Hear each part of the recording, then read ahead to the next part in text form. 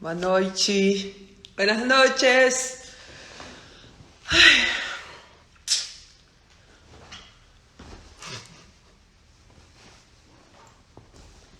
Olá. Oi, oi. Olá, olá. Como estamos? Tá frio, né? Aqui deu uma... Deixa eu ver. Esse Mr. Facundo. Nossa, esse menino é muito pontual.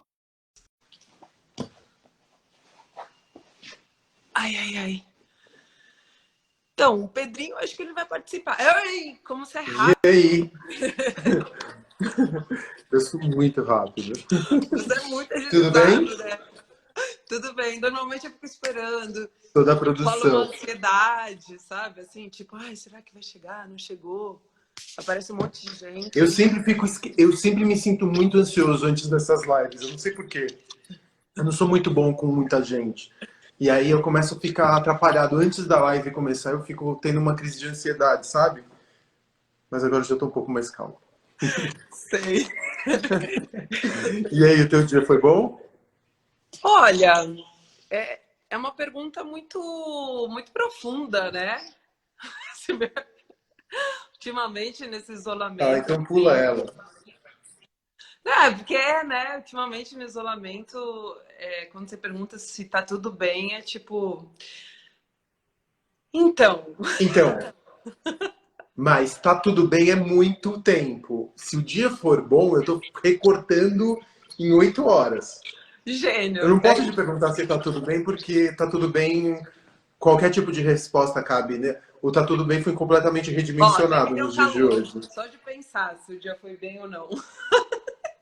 Então eu suponho que ele não foi muito bom. Se te Facundo, deu calor.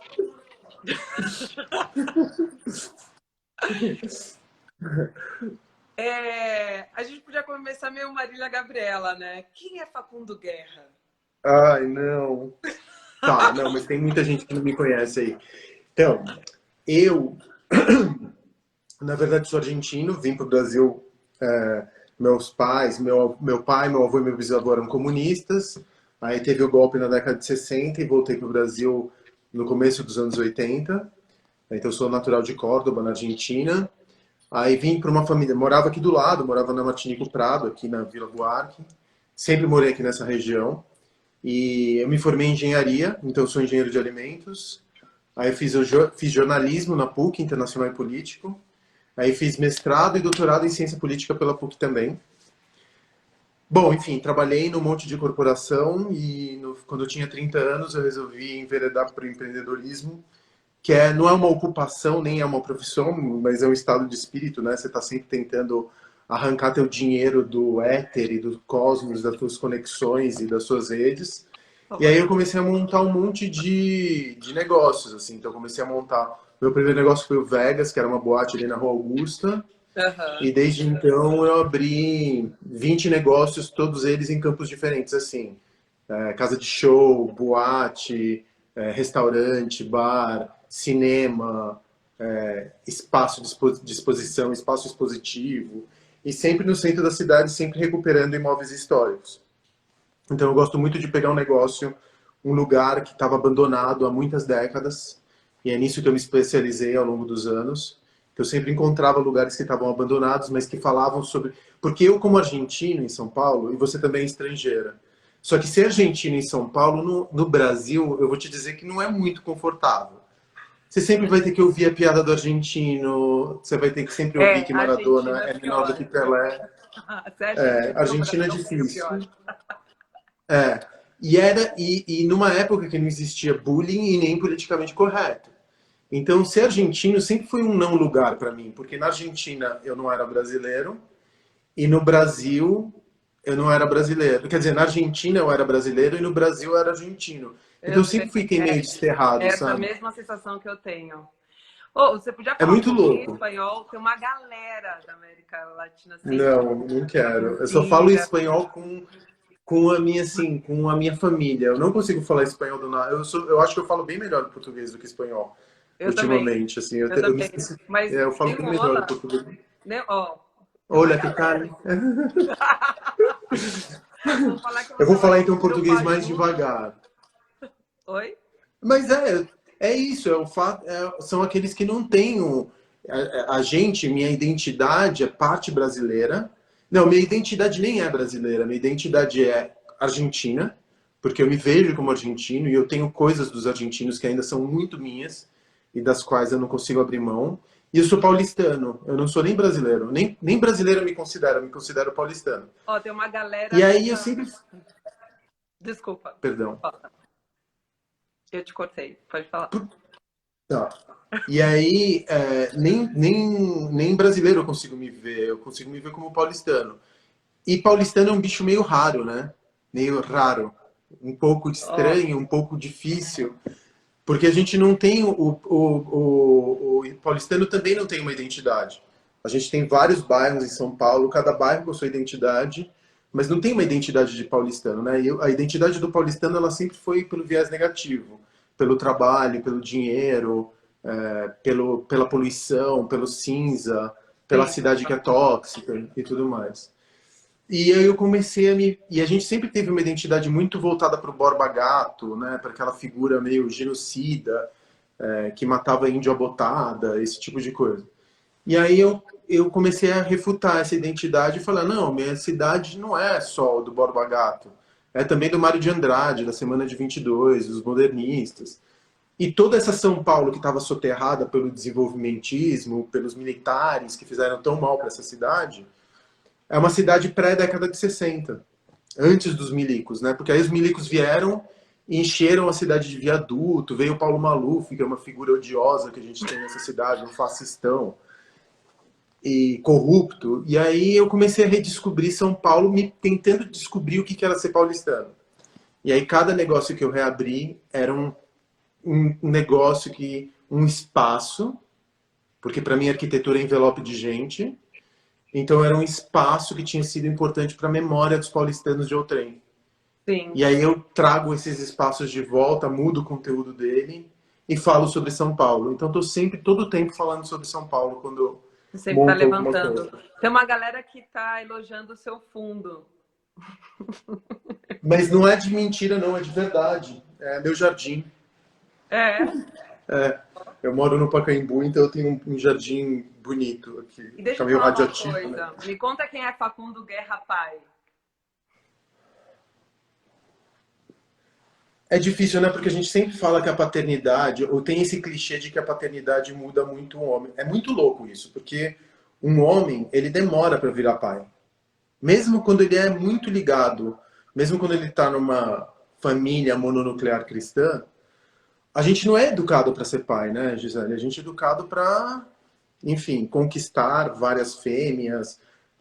Eu me lembro que os homens da minha geração, que tem hoje 40 anos, Você caiu. opa, falei alguma besteira? Cala a boca, Não, eu só desliga na pensei que cara. você cai. Você já tá levantando, Não, mas calma, então. Eu vou chegar na construção do pai. tá. Esses homens da década de 40, eles todos foram educados pela Playboy. Eles foram educados por. Eu não estou tentando passar pano em homem, não, tá? Não acho que dá para passar pano. Eu só estou te contando a questão Sim, mas tem, estrutural por tem um trás. porquê, claro. Tem uma questão por trás da estrutural por trás da masculinidade e por trás da paternidade por consequência. Todos esses homens de 40 anos, eles primeiro não foram educados, tiveram suas primeiras namoradas, ou eram funcionárias domésticas do prédio, ou eram prostitutas, foram forçados a terem as suas primeiras relações. Estou falando desses homens da geração de 40, que hoje tem 40, 50 anos. E o que eles conheceram de sexualidade vinha de uma Playboy. E a Playboy, ela mostrava a mulher como mercadoria, como faz o capitalismo, né? De mostrar que todas as mulheres são mercantilizadas. E a gente tinha essa coisa de mulheres com corpos que não existiam, ia colecionar mulheres como você colecionava relógios ou como você colecionava carros. A gente não conversava sobre sexualidade, porque o homem, quando está ao lado do outro, disputa quem é mais alfa. Então, disputa o tamanho do pau, disputa quem tem mais músculo, disputa quem fala mais alto, disputa quem briga melhor, disputa reduzindo o outro a gay, ou tentando encontrar uma feminilidade no outro. E a gente não fala sobre paternidade. Então a paternidade para a gente acontece por um desabamento. Ela não acontece porque a gente conversa. A gente pode até falar, a gente pode até fazer curso eventualmente para ser pai. Aqueles cursos que todos os pais odeiam. Tem vários. Mas vocês fisiologicamente, vocês conversam com a barriga. De uma forma, vocês antropomorfizam a barriga, vocês dão nome para a barriga, vocês sentem a barriga. O humano, ele é parte de você. Ele sai da tua... Você sabe, você passa mal. Enquanto que a gente, por mais que a gente ou converse com a barriga, ou sinta o pezinho, é só uma barriga. Ainda não é um humano.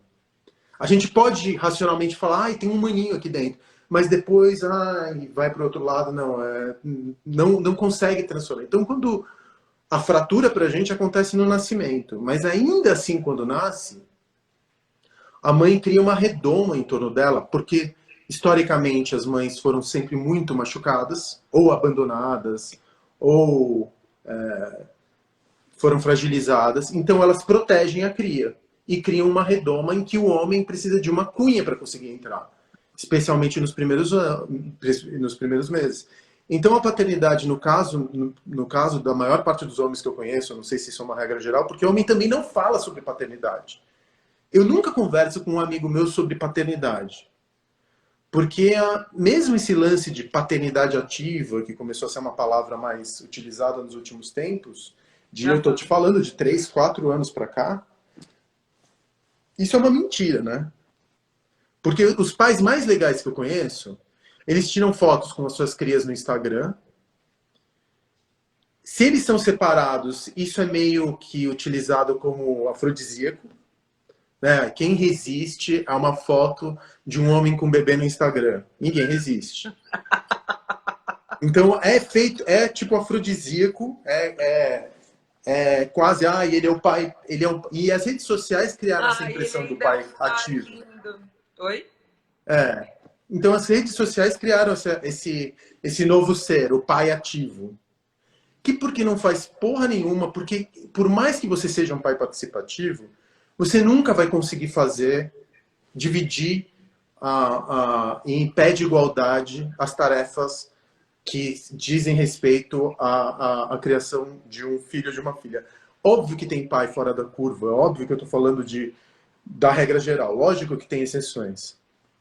Mas qualquer porra, se o cara troca uma fralda, dá um rolê no quarteirão com a criança num carrinho e posta uma foto no Instagram, ele vira o paizão do caralho. O que quer dizer que é preciso de muito pouco para um pai ser um puta de um pai e precisa de muito pouco para uma mãe ser uma mãe de merda. São coisas completamente diferentes. E eu estou falando tudo isso porque você me pergunta. A conta nunca vai fechar. Nunca? Porque as mulheres, desde sempre... Nunca. Não, nunca. Eu acho que essa conta não fecha enquanto existe capitalismo. Gisele. Acho que a conta não... Por quê? Vai falar... para de ser...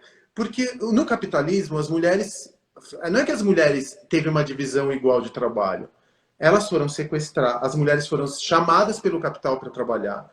E a tarefa doméstica, a tarefa do lar, a tarefa de criação das crianças foi terceirizada por uma mulher negra, pobre, de periferia, que ela sim que tem que arcar com a criação. É fácil, você vai viajar, nas elites pelo menos, você vê 2, 3 babás de branco sentadas no restaurante, as crianças no iPad. Então a educação, porque também nós, homens e mulheres, estamos trabalhando cada vez mais, e sempre com o celular tocando, WhatsApp, enfim, pré-pandemia, né?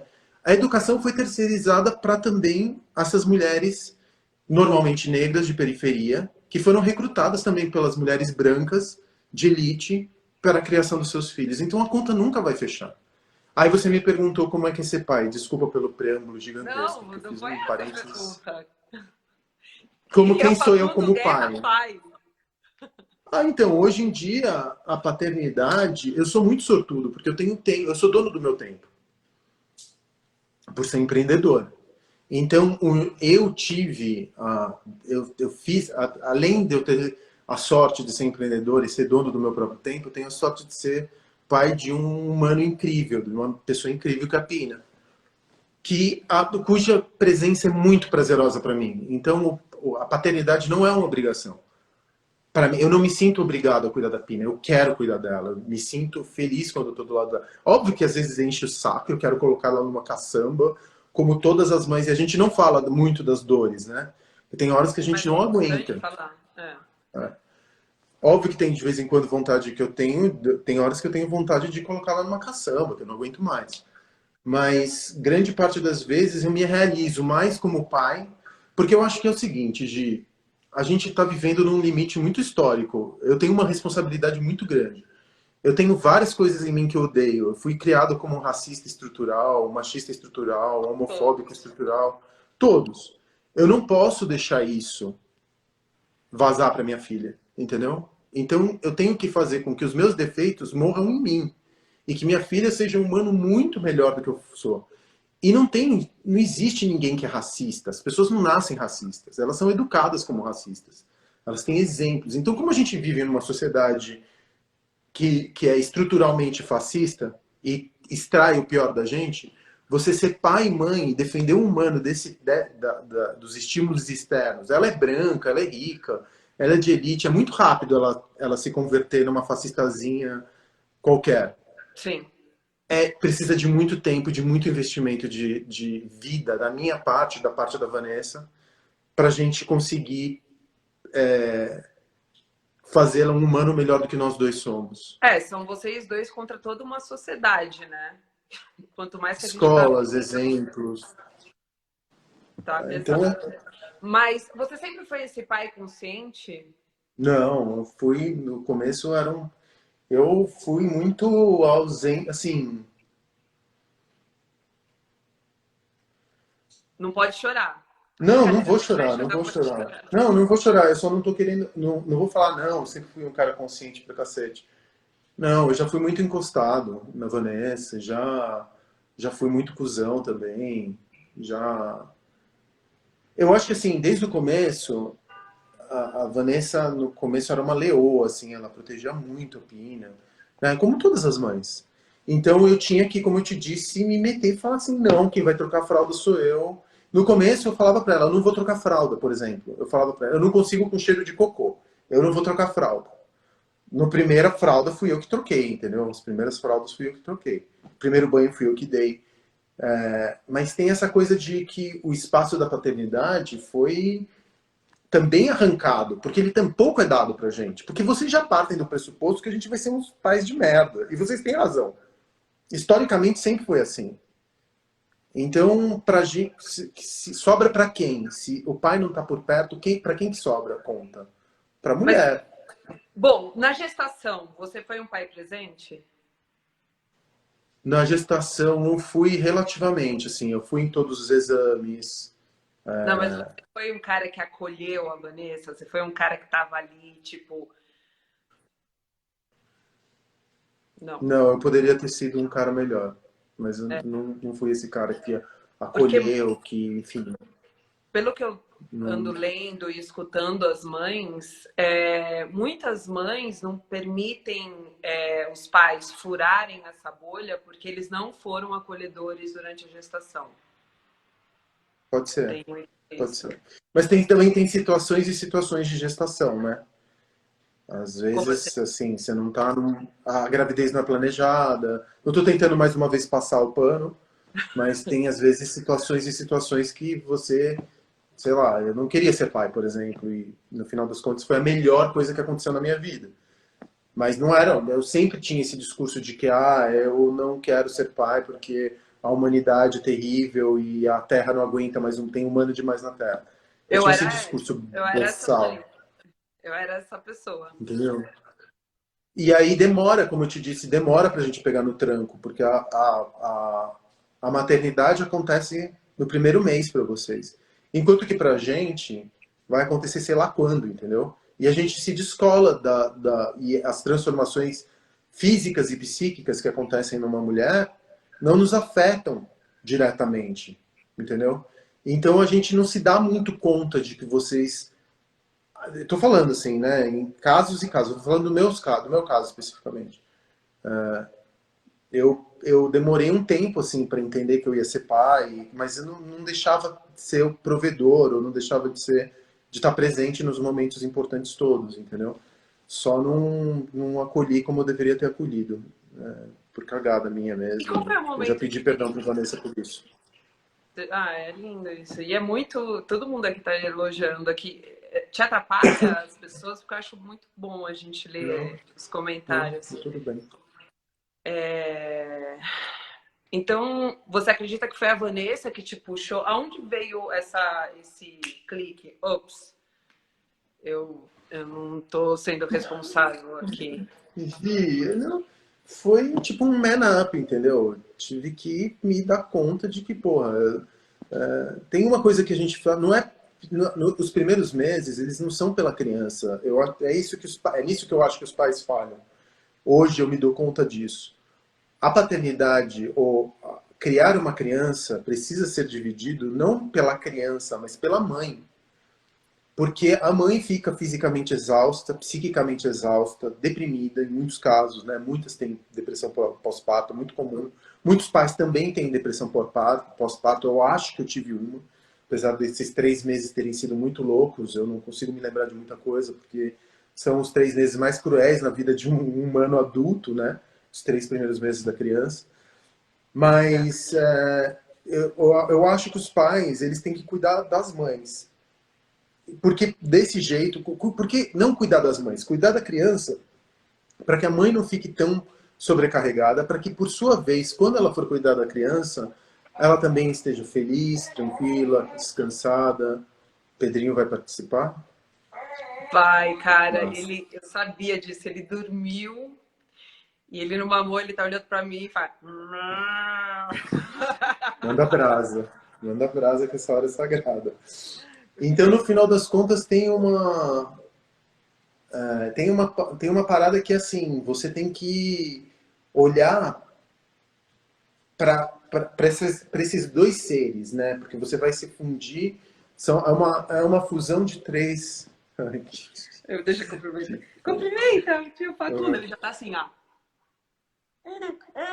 Não gostou de cumprimentar, né? Sei. Não, vai lá, vai que é tua. Peraí, neném. Eu sei, calma. Neném. Aí você tem que. Tudo bem se eu continuar falando? Claro, por favor. Aí você tem uma. Ai, que momento lindo, Gi. Ai, amor. Tô dividindo esse momento Que contigo, fofo. com esse tio Facundo. Ai, que E com mais fofo. 224 pessoas. Ai, a vontade até de chorar. Bom, enfim. E aí. Pera que eu preciso pegar a palavra agora.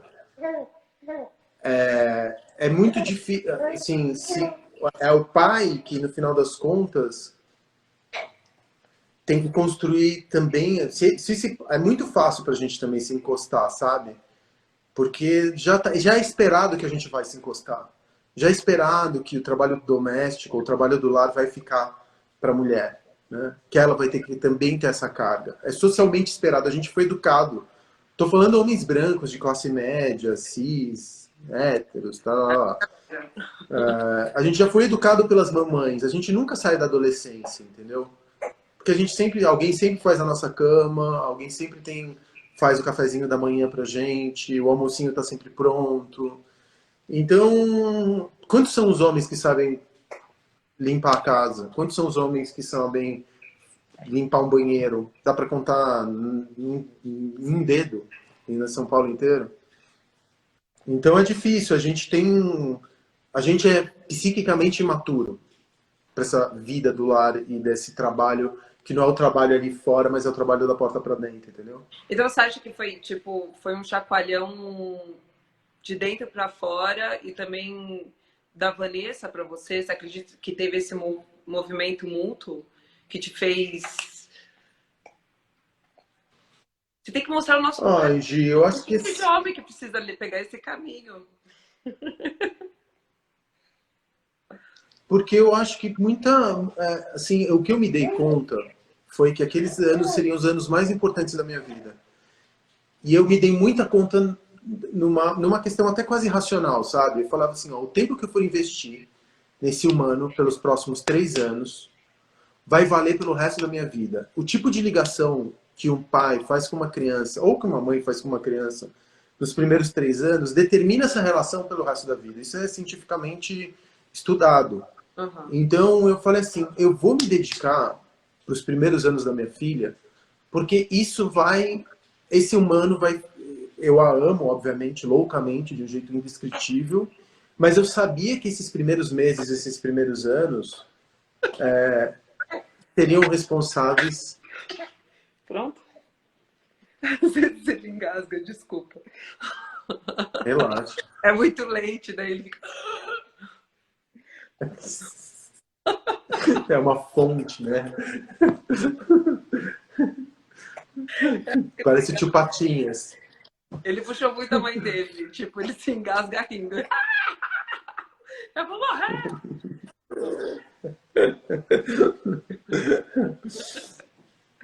Então, por que você acredita que você está sendo muito lembrado como pai, né?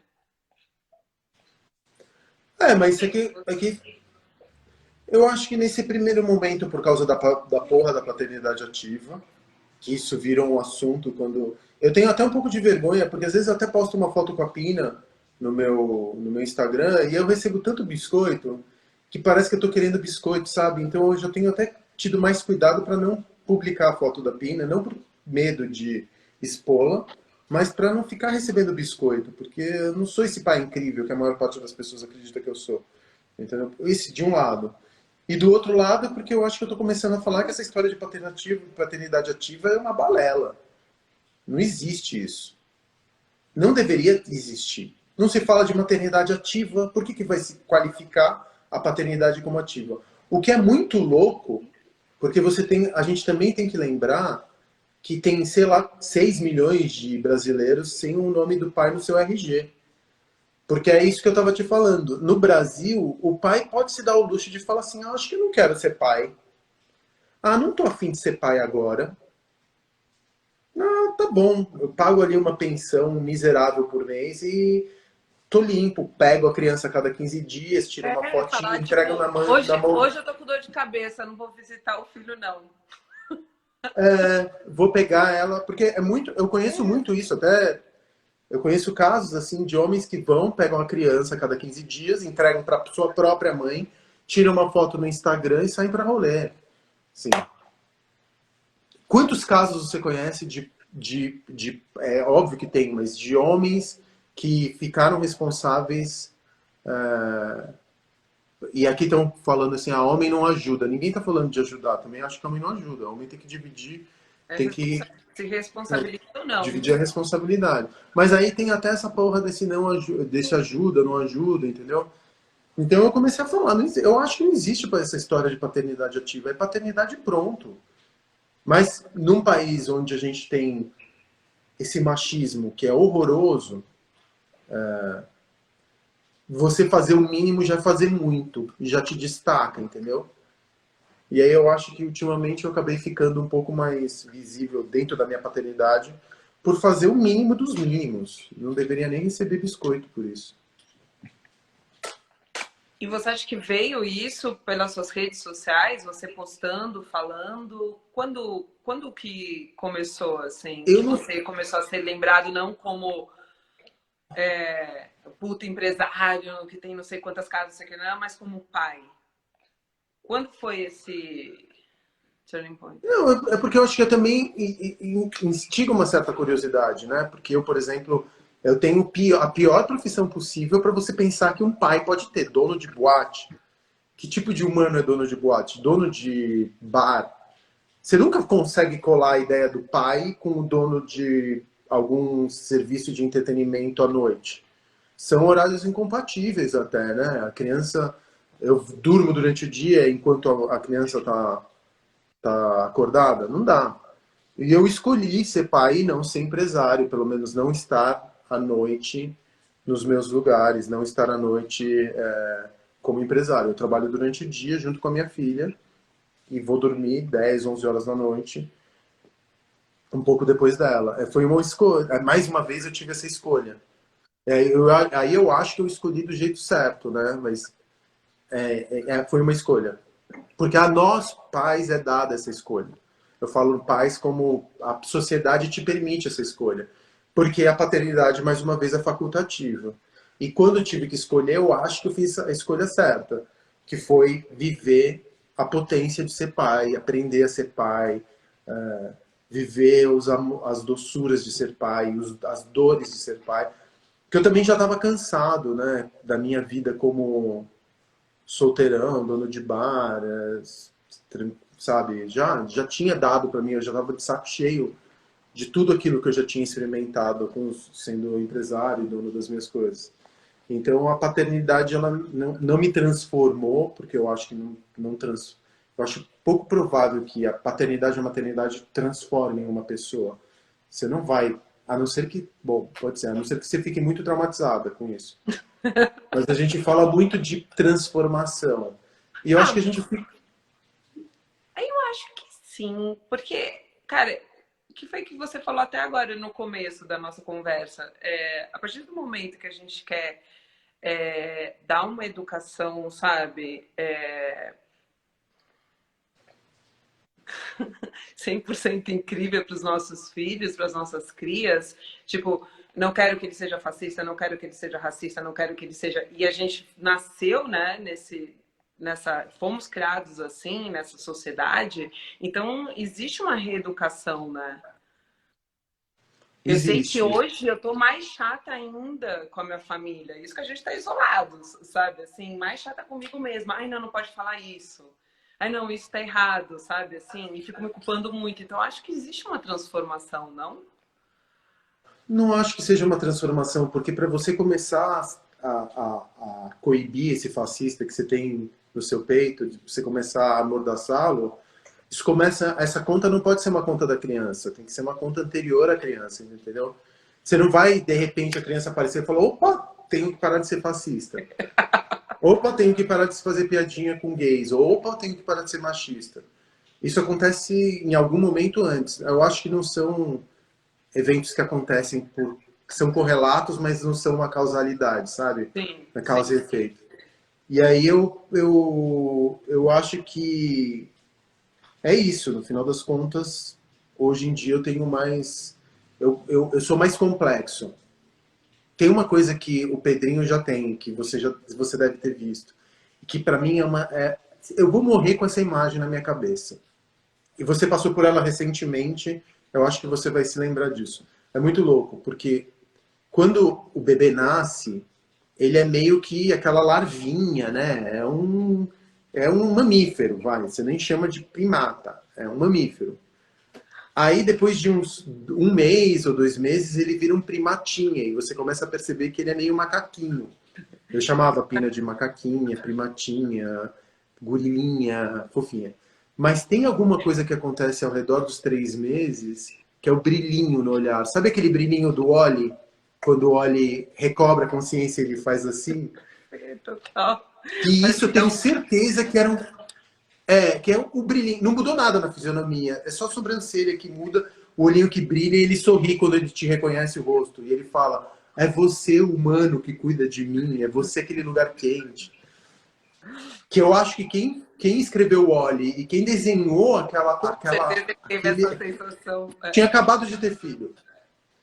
Então, você perceber nesses 3 meses essas mudanças que acontecem muito rapidamente na vida de uma criança, e você perceber de repente que o humano não nasce pronto, o humano se constrói.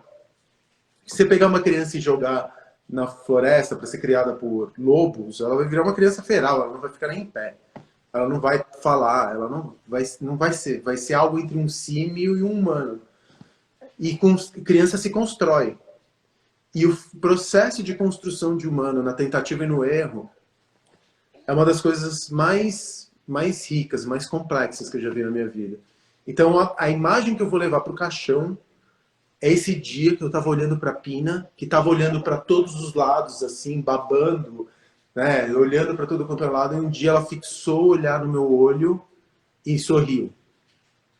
E me reconheceu de uma determinada maneira. E ali eu percebi que ela tinha virado um humaninho.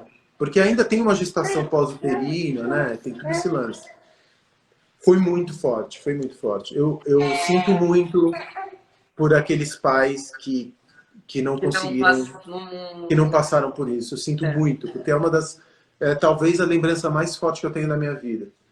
Então, mas eu não mudei muito depois da paternidade. Eu acho que fiquei muito mais complexo. Eu não, de repente, virei bolsonarista porque minha filha, vamos supor, sei lá, virei bolsonarista porque meu filho. Isso seria uma transformação. Ah, não, agora eu sou um conservador.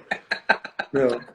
Não, eu continuo pensando mais ou menos do jeito como eu pensava antes, só que a minha criança, a minha cria me construiu camadas e mais camadas de identidade, de complexidade, de afeto. E eu acho que, assim, verdadeiramente, não acho que todo mundo tenha que ter filho ou filha. Eu admiro muito aquelas pessoas que ativamente só não quero ter filho e pronto, tá tudo certo. É duro, é difícil, não é indicado para qualquer um. É um perrengue desgramado grande parte das vezes. Acho louvável aqueles que não querem ter filhos.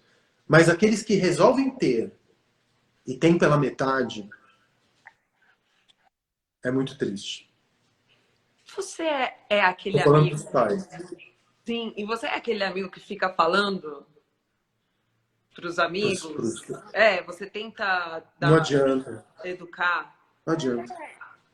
Não adianta. Você perder privilégio, você, pai, resolver. Resolver. Primeiro que teus amigos não vão. O que agora está mudando um pouquinho é que ser pai ativo, essa categoria de marketing que criaram para a paternidade Tá contemporânea, virando moda, né? tá virando moda e agora virou cool, porque tem pais ativos, entendeu? E aí os pais falam: ah, nossa, então é legal ser pai ativo, é moderno ser pai ativo, é trendy ser pai ativo, o que é uma grande besteira, né? Mas ou a gente não consegue, por mais que eu converse com meus amigos, que eu troque ideia e falo, tudo tá.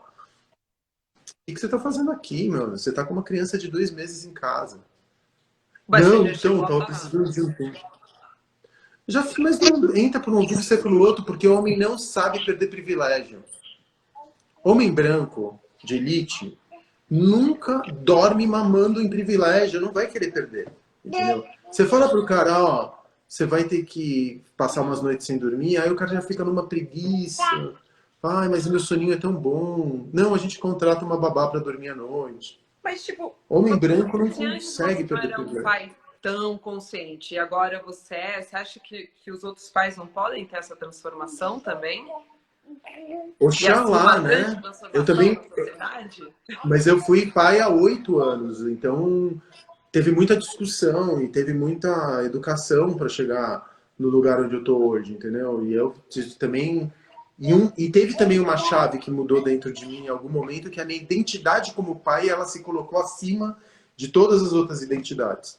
Então, minha identidade como empresário, minha identidade como professor, minha identidade como argentino, todas elas ficaram abafadas pela identidade como pai. Se eu tiver que fazer qualquer coisa, se eu tiver que parar qualquer coisa pela minha filha, eu vou parar, entendeu? Então, hoje em dia, a identidade do pai é a identidade de dominância, dominadora. Ela potencializa as outras identidades, mas ao mesmo tempo ela é a identidade que está aqui em cima. E mais uma vez, infelizmente, na sociedade brasileira, eu tive a escolha de querer ser pai e colocar minha identidade como pai acima das demais. Mas não foi assim, alguém encostou em mim, trocou uma ideia, porque mais uma vez é muito estranho, os pais não falam entre si. A gente pode se reunir. Todos os pais do mundo se reúnem. A criança está com um problema notável de agressividade, ou ela está com algum tipo de coisa que você fala, pô, as mães se comunicam, os pais não. Eles É muito não louco. têm esse assunto? Não abre esse assunto? Não, não existe, não existe. Ou pelo menos no meu círculo de amizades, e olha que eu tenho os pais mais legais que eu conheço são os pais que eu tenho perto de mim, assim, conheço muita gente Vou te legal. cortar só um segundo. É, Ô, muito... mãe, só um segundo. Ô, mãe, o negocinho tá batendo na cabeça dele. O... Não sei, como é que fala esse negocinho que fica quando ele... Tá assim, mãe, eu vi. Só tira o negocinho. Qual é o nome da... dos bichinhos que ficam A assim. Toquinha? Sei O lá, eu Pompom? não sei. Uma de primeira viagem, eu toda estou descobrindo esse mundo. Negócio Aquele disso, né? treco ali. Que eles ficam batendo assim. Enfim. Ah, sim, sim, sim, o Ou, Mobley. ou seja, não é uma conversa, né? Você vê que o filho do seu amigo Não tá é uma super conversa. agressivo, não sei o quê. Não, não é uma conversa. Essa é uma conversa que o pai fala de tudo menos sobre paternidade. É impressionante. Nós homens, a gente até pouco se fala sobre relacionamento, pouco se fala sobre afeto, a gente fala sobre trabalho, sobre futebol, sobre Sexo. eventualmente mulheres do ponto de vista de como um prêmio, que é o pior tipo de papo mais escroto possível. Mas a gente não fala sobre paternidade. A paternidade é um lugar muito solitário, mesmo. Assim, a gente não consegue muitas vezes dialogar com a mulher. E eu não estou mais uma vez passando pano, tá? Eu estou falando que isso a gente tem que transformar. Tem que ser natural você falar sobre paternidade. Agora eu começo a ver umas páginas no Instagram, Papo de Pai, onde os pais começam a se reunir por microcomunidade para falar sobre paternidade. Mas isso é coisa de 2, 3 anos, tá? Não é coisa de 5, não. É coisa de 2. Você começa a ter uns pais meio celebridades, como aquele Piaget, Piaget, não lembro o nome da É, marca. que às vezes Tem os querem, pais. que às vezes quer falar até demais, né? No lugar da mãe. É, porque aí você, quando o pai sobe, ele fica num lugar de fala que não é propriamente só o dele, entendeu? Porque você tem que trazer sempre a mãe, porque quem nos eleva à posição de pais mesmo é a mãe. Quem nos educa é a mãe. Deixa eu fazer uma pergunta. É a mãe, quer dizer, a mãe da Aham. criança, né? A Dani está aí perguntando se a gente acredita que existe solidão paterna. Você acredita? Solidão paterna, eu não estou falando, eu não estou querendo falar, ai não, um homem coitadinho. Mas como a paternidade é o seguinte, o que interessa para o capitalismo, onde a gente está inserido, eu acho que tudo é feito de capitalismo, é a produção. As mulheres, o trabalho do lar, ele não é remunerado. Então, ele fica como um trabalho das mulheres, de uma exploração do corpo da mulher dentro de uma sociedade capitalista. Como a paternidade, a gente já transferiu essa obrigação, estou falando como sociedade, tá? O capitalismo transferiu essa função para as mulheres ou para as mulheres mais pobres de periferia, os homens, como eles estão vistos como terem que ser provedores e tudo mais, não é uma coisa que a gente tem que naturalmente exercer. É uma coisa que a gente tem que optar por isso. E muitos pais optam por não exercer, entendeu? Então não é que é uma paternidade. Se um homem decide ser pai, é muito difícil ele encontrar um outro homem que tomou a mesma decisão. Nesse sentido, não é que ela é solitária, ai, pobrezinho, sofredor, tá tadinho em casa. É que é muito difícil encontrar um outro homem que resolveu ser pai. Assim, mais além de ser mero provedor, mais além de ser mero, enfim, coadjuvante na vida da criança. Então, são poucos os casos que você encontra de pais que são realmente interessados na criação dos seus filhos, que vão estudar qualquer escola em que a criança vai estudar, que levam a criança para o dentista ou para o médico quando ela apresenta algum tipo de sintoma, que sai no meio da noite para comprar a porra do remédio, que faz a papinha, entendeu? Que vai lá e estuda, enfim, que leia, que se educa, que tenta, que lê um livro sobre criação de bebês, que normalmente eles são dirigidos só para mães. Sim. Vai numa livraria. Pô, até pouco tempo atrás eu não conseguia trocar a pina e não tinha trocador em banheiro masculino. Tô falando de quando a Pina nasceu, não tinha. Banheiro masculino não tinha Hoje em trocador. dia também é muito difícil. A Pina tá com o quê? É? Com 8 anos. Foi. Então não Porque quando tinha, eu quer dizer, como, engravidei, eu comecei a prestar atenção nisso. São raros. ou que tem que chegar em casa, estão falando assim, ou que deixa a reunião, que tem que chegar em casa e falar assim, ó, gente, desculpa, 6 horas eu preciso ir embora porque eu tenho que buscar, sei lá, eu tenho que cuidar da minha filha. São poucos os casos em que isso acontece, porque, mais uma vez, o que acontece?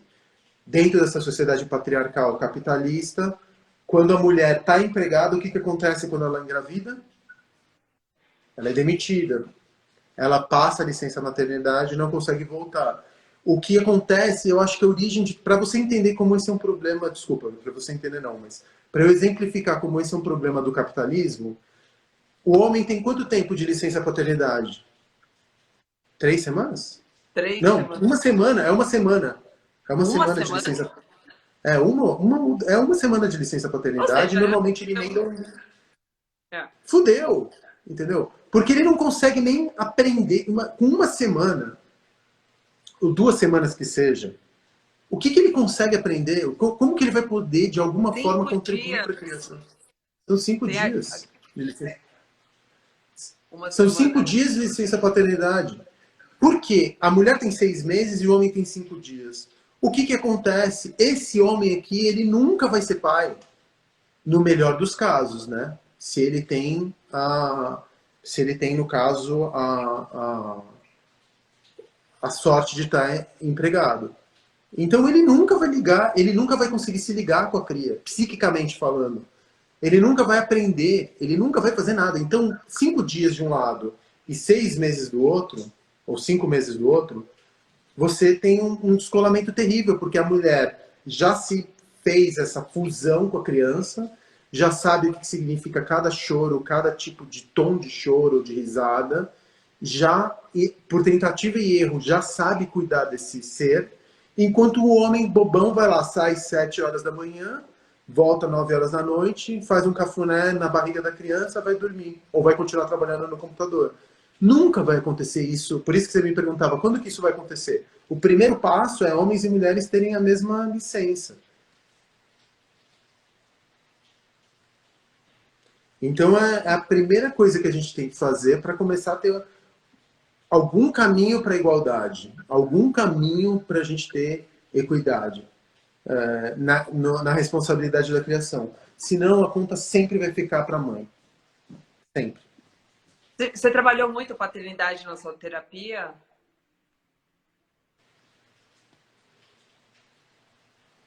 Olha, eu nunca fui de fazer terapia. Eu fiz terapia umas 2 ou 3 vezes na vida. Assim. Mentira! Você tem cara de fazer muito terapia, não? Não, não, não. Paternidade nunca foi um assunto para mim. Aconteceu por um desabamento mesmo. Foi uma escolha de falar, não, eu quero ser pai e eu vou ser um bom pai. Porque eu pensava de uma maneira quase materialista. Não materialista, mas de economia. Vai ser investimento que eu vou fazer agora, que eu vou colher pelos próximos 40, 50 anos. Eu pensava desse jeito, juro. Eu falava assim, eu vou me dedicar ao máximo Empreendedor nos nato. primeiros 3 meses. Hã? É um empreendedor nato, realmente. Exatamente. Eu pensava exatamente como empreendedor. Eu falava assim, eu vou me dedicar muito agora, porque essa ligação vai ser forte e ela vai valer pelo resto da vida. E foi essa justificativa que eu encontrei dentro da mais-valia. Veja só, que loucura que eu encontrei um cálculo econômico para ser pai. Em tempos de investimento de tempo versus poupar tempo dentro de uma relação quebrada, como a minha relação com meu pai, como é a relação, até às vezes, com a relação com a minha família. E é natural, porque eu sou fruto também de uma paternidade ainda mais distante. Meu pai nunca me falou te amo, nunca Era tocou isso que eu ia fralda. perguntar. Não... Não, nunca, imagina. Meu pai era um provedor. Ele saía segunda-feira às 6 horas da manhã, voltava sábado, 4 horas da tarde. Eventualmente no domingo, se ele não estava muito cansado, a gente saía para brincar, para visitar um parque, ou ir ao cinema, alguma coisa assim. Mas muito, muito, ele fez, assim, agradeço muito por tudo que ele fez, mas é um pai muito diferente dos dias de hoje, né? E a sua Isso relação com a sua não... mãe? Nossa, você está querendo ser a terapeuta que eu nunca tive. Não, porque A não relação sei, com a no minha sentido. mãe, ela é uma relação, ela é uma relação... eu não quero falar sobre isso. Ai, desculpa. Posso, não tá? Não, tudo bem, tudo bem. Acho que eu não estou pronto para falar isso com tanta gente olhando. Maravilhoso como vai tapoer a unha. Não quero falar sobre isso. É, Não, porque é muito legal por tudo que você tem falado aqui e como teve esse movimento, essa mudança, sabe? E de você ter essa consciência. Eu só fortalece a minha ideia de que realmente existe por onde ter mudança. Não sei se eu me explico, sabe? Não sei, de repente eu não tô me explicando, mas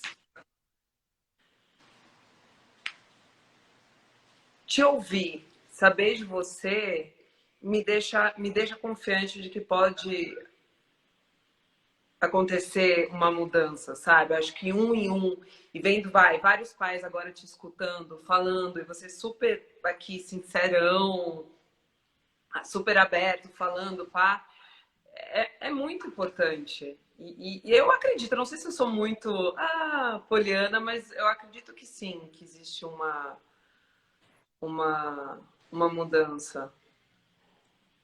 Difícil. mas eu Vai acho que demorar assim, muito, porque eu acho que a raiz é muito, muito profunda, mas e vai depender da luta mais uma vez, vai depender de uma luta das mulheres, infelizmente. Mais uma vez, as mulheres vão ser chamadas para corrigir essa, essa inequidade. Porque eu acho que não dá, é muito difícil de você começar a falar sobre o alívio que uma paternidade realmente participativa traria para o campo feminino, ou para o campo da nossa sociedade mesmo, se a gente, mais uma vez, tem uma licença paternidade de 5 dias. É impossível, não tem como, entendeu? Aí tem que questionar o patriarcado, o capitalismo, que são é, questões muito profundas, né? Outro dia aconteceu isso. Outro dia eu fui chamado por uma empresa grande, uma montadora, para fazer uma palestra para os operários dessa montadora que não estavam participando da sua paternidade, ou não, que a gente queria que você falasse sobre paternidade ativa. Eu falei, legal. Aí eu perguntei para eles, quanto tempo vocês dão de licença paternidade? Há 5 dias. Eu falei, gente, estão de zoeira comigo, né?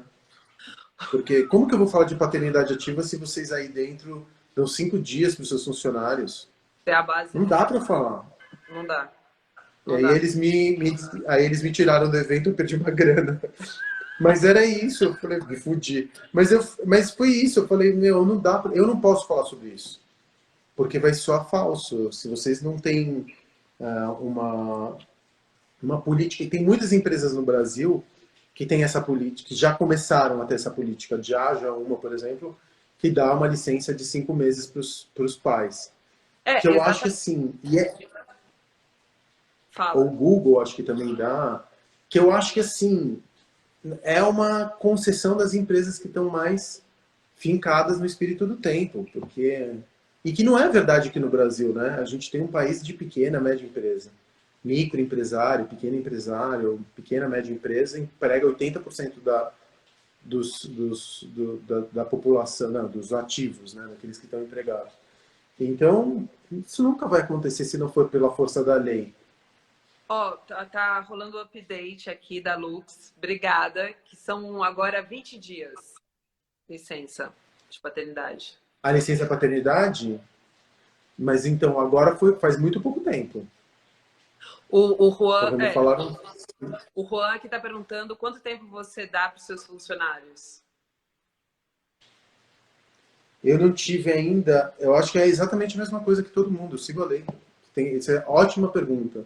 Tá vendo? Nem eu, que sou pequeno e médio empresário, pequeno para médio, mas eu vou rever isso. Você tem toda a razão, porque não adianta eu falar uma coisa e não fazer essa coisa. Então tem uma falta de sincronia aí. Obrigado por você ter me puxado a orelha. Você tem toda a razão. Porque foi o próprio Pode me Juan. cobrar, porque eu vou instituir essa licença paternidade de 5 meses. A Lux está falando Toda que a foi razão. aprovada esse ano. Foi esse ano? Ah, É. então tá. Ai, obrigada, Lux, maravilhosa. Mas Obrigado, também, viu? a Maíra tá falando, 20 dias também é pouco, super pouco. É, a conta não fecha, né? Ah, Nessa e você fala, não, porque o homem pega os 20 dias e ainda acrescenta a isso um mês de férias. Só que férias é para você gozar descanso, não é para o trabalhador gozar o seu descanso, não é para ele pegar. Você sabe que essa pergunta dos 20 dias, meu, me tocou profundamente? é, o Juan aqui, ele falou, Meu, mano, Juan, me tocou profundamente, mas sabe de uma coisa? Eu acho que nos dias que eu tive dentro das minhas operações, como grande parte da minha força de trabalho vem de minoria política, eu contrato muita gente, enfim, eu contrato muitas mulheres trans e tudo mais, eu não tenho o lance da paternidade tão forte como um caso ali dentro, grande parte das vezes. Mas eu tenho que rever essa política, porque ela está erradíssima. O Juan tem toda a razão. Eu fiquei envergonhado agora pela puxada de orelha. Obrigado por é, isso. não, não, ele nem falou que é ele maravilhoso. Ele falou, ai, fico feliz de ter contribuído. Ai, adoro tanto gente assim. E Obrigado, viu? aí ele falou, ai, assim você consegue puxar os empresários que te seguem, que imagino que são vários. É, verdade. É que microempreendedor, empresário como eu, que é pequenininho, especialmente no ramo de alimentos e bebidas, ultimamente a gente está só preocupado em sobreviver, assim. Muito difícil, muito difícil. Especialmente esse ano foi terrível. Então, foda. Mas enfim, isso não é desculpa. Mas sabe, quando você falou que novamente é um trabalho para as mulheres levantarem os pais, não sei o quê, eu acredito que não é, mas é muito importante, assim como para o feminismo, a gente ter a voz, sabe, de vocês, homens. É importante. É lógico que a gente tem que dar licença, assim, olha, agora vocês podem falar, né? Falem. Mas é muito, muito importante. É muito importante a gente estar aqui te escutando. É muito importante você continuar dando essas entrevistas falando sobre paternidade, lives, sabe? É muito, muito. É necessário.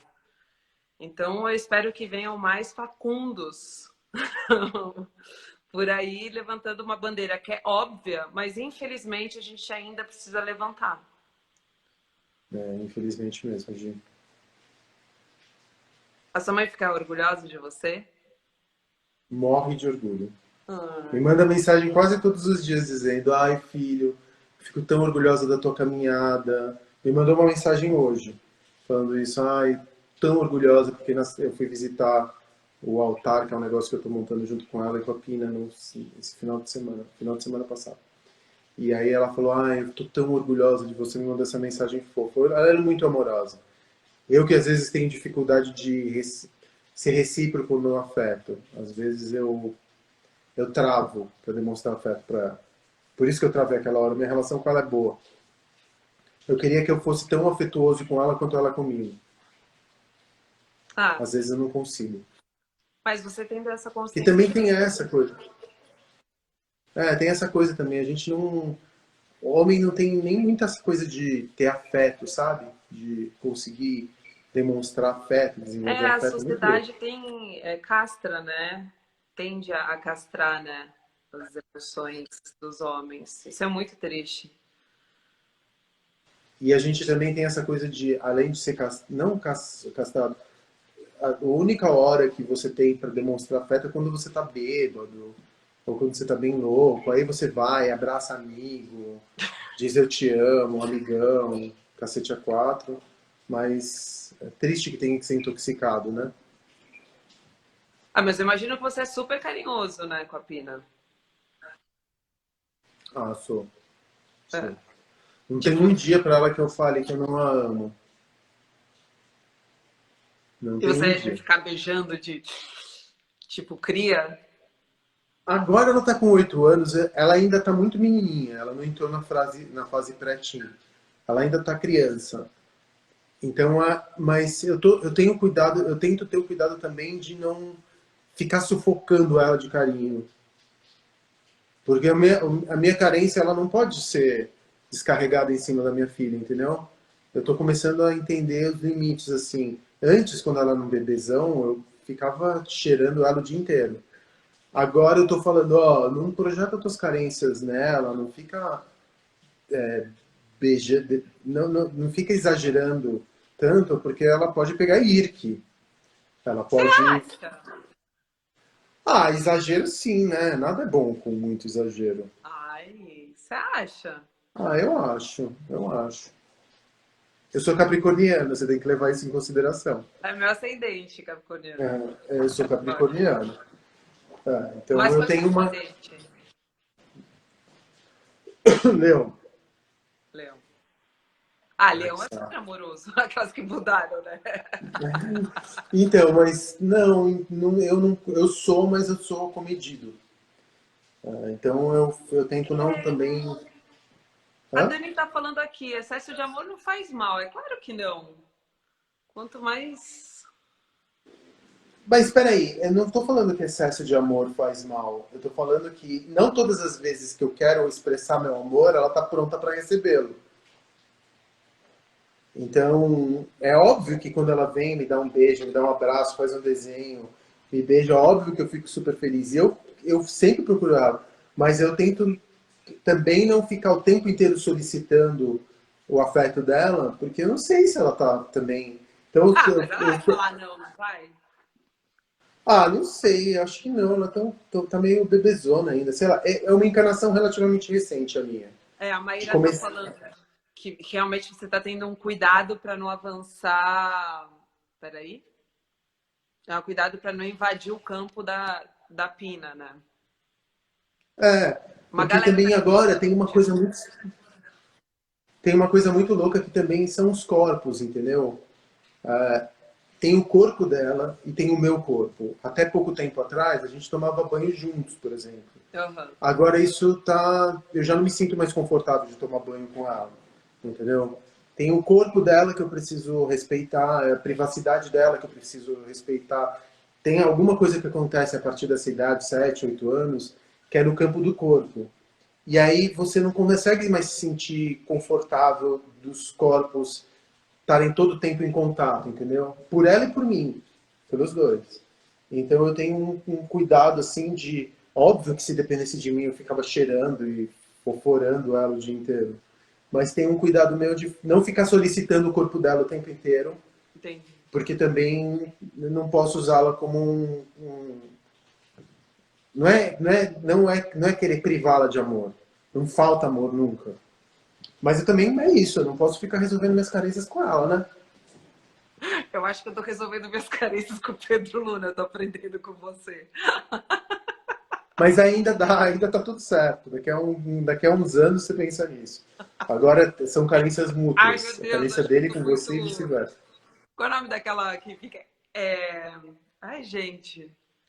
Que esmaga os bichos, tudo. Acho que eu sou essa mãe. Ah, sim, a Felícia. A Felícia! Ai, eu sou muito Felícia. Mas tá tudo bem ser feliz. Agora é. Cara, assim, Agora cada a gente não pode dia, falar nada, né, tadinho?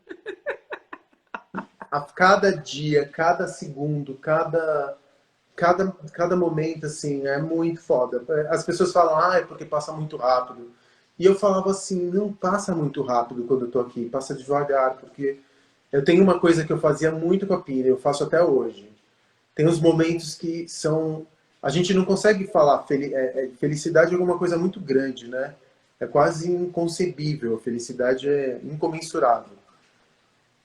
Mas eu tenho vários momentinhos de infinito com ela, que é como eu. Sabe um momentinho que vai ficar gravado na tua memória para sempre, ou pelo menos enquanto você exista? Que aí eu chamava com ela de momento de infinito. Eu falava, aí a gente tem muita coisa com o infinito. Então eu me despeço dela falando, eu te amo infinito e mais um. Ou a gente fala assim, a gente tá junto, sei lá, antes de dormir, por exemplo, e a gente se abraça para baixo, aí ela fala, papai, momento de infinito. Aí a gente bate a cabeça e fala, momento de infinito, e aí guarda, sabe?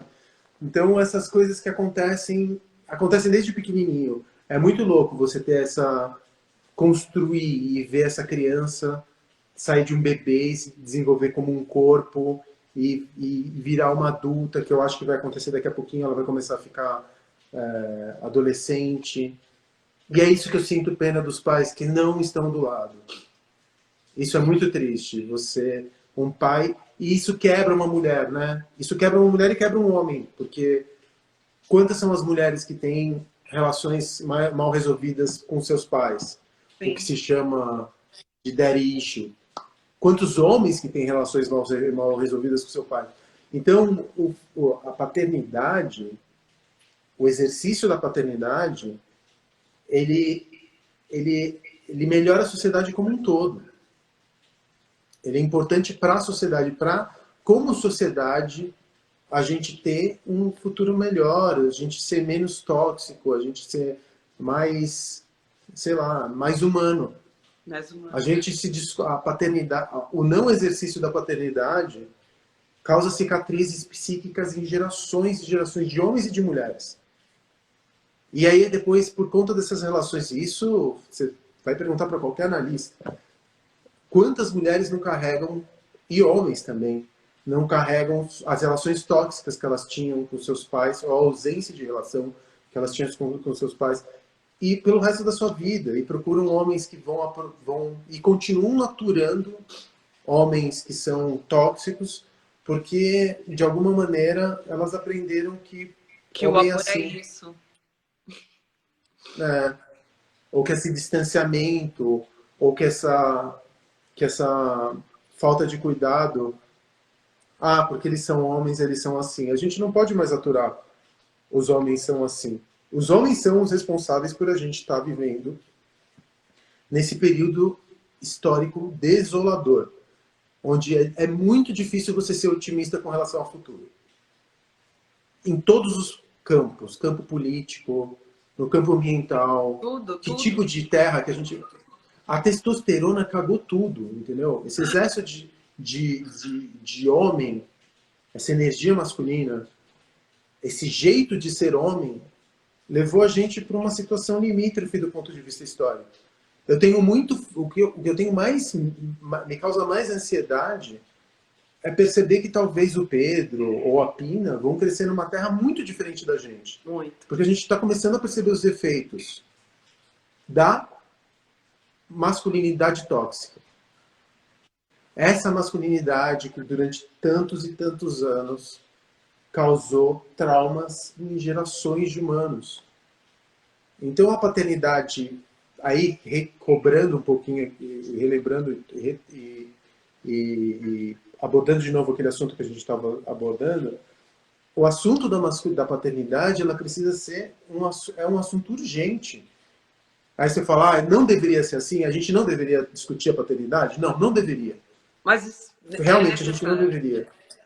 Mas é urgente, porque se a gente não recuperar essa paternidade, ela cria um efeito em cadeia que gera esse monte de homem também que não sabe se comportar como... que nunca deixam a adolescência de lado. Nunca deixam a adolescência de lado. Então, você tem assim, gerações de homens de 40, 50, 60 anos que só vão comprando brinquedinhos cada vez mais caros. E que Exato. o prazer da vida deles é acumular coisa e comprar brinquedo caro.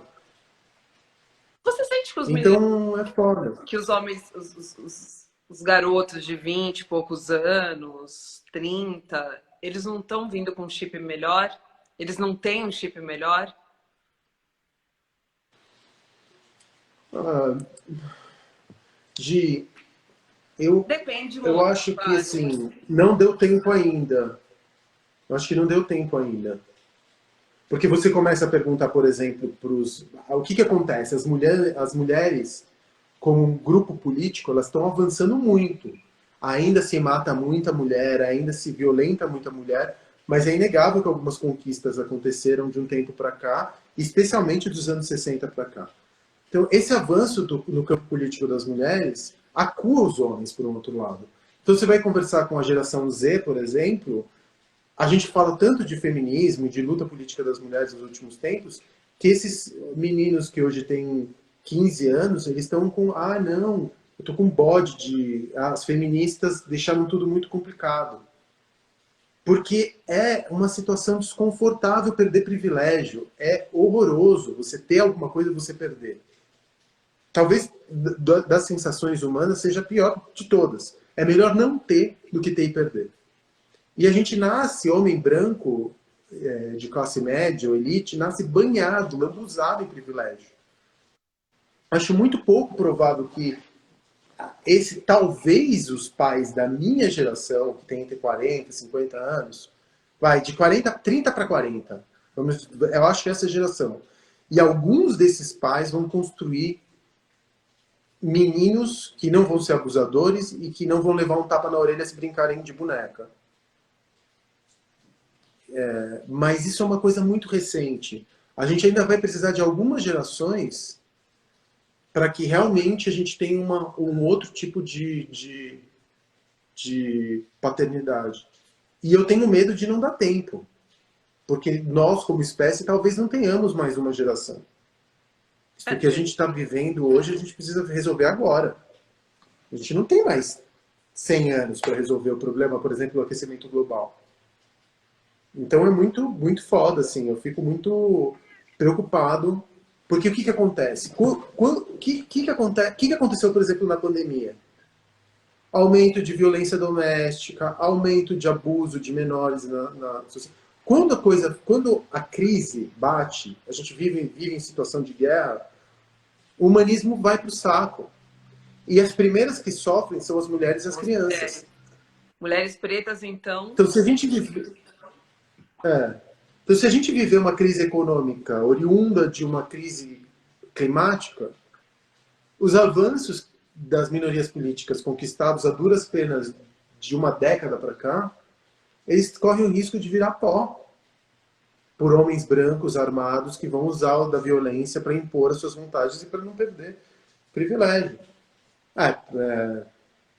Handmaid's Tale é um ótimo conto de Inclusive, a como Damares está aí, acabou de fechar com a Netflix.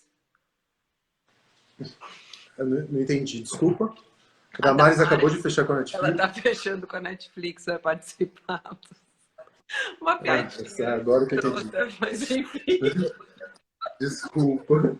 Eu que fui burro e não peguei a piada logo de cara. Então, muito... sei lá, eu não quero levar conversa. Oi?